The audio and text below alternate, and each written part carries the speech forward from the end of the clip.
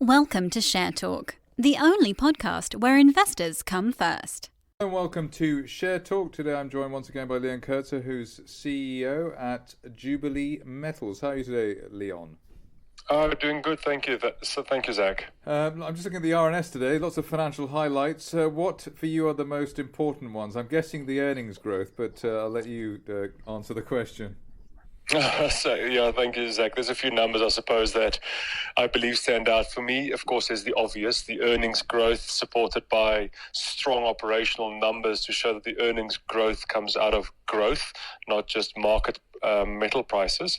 But a number that stands out for me is if you look at the capital we as a group invested over that 12-month period. You know, for a company our size, we invested nearly £26 million of capital into growth into our company. It just shows how aggressively we are growing the company and investing into sustained growth for our group. And that number stands out for me beyond, of course, the fact that operationally, we doubled our PGM ounces, we doubled our chrome operations.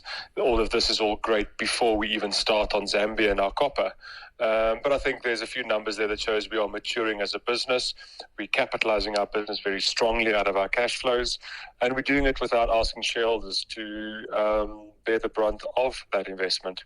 Now, how much more capex is required, or have you done sort of whatever you need to do for this stage or for the time being?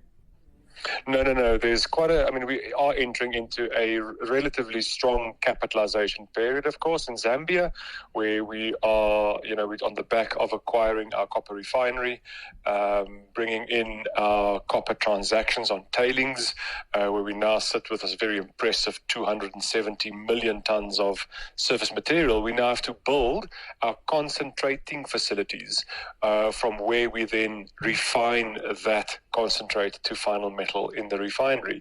So we are targeting to build 3 concentrators over the next 2.5-year period, and that capital will come out of our cash flows and various debt providers, institutional debt providers for the group. So at the moment, the finances are self-sustaining, and basically it's just about producing as much as you can in the current environment. Oh, absolutely, Zach. I mean, we, from the PGM business side, the platinum, palladium, rhodium side, ruthenium doing really well. Metal prices are really high. So we are really pushing to maximize our output of the metals at the moment, which is bringing in very strong cash flows for the group and supports our capital program.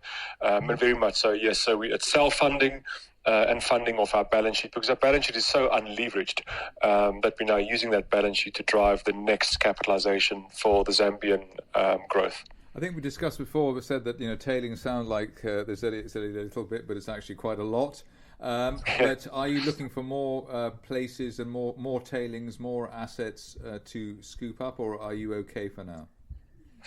I think we'll never stop looking. If the opportunity presents, we're there. We've taken a leading position in this industry. It's over 2-3 years of investing into developing processes, understanding what we're doing.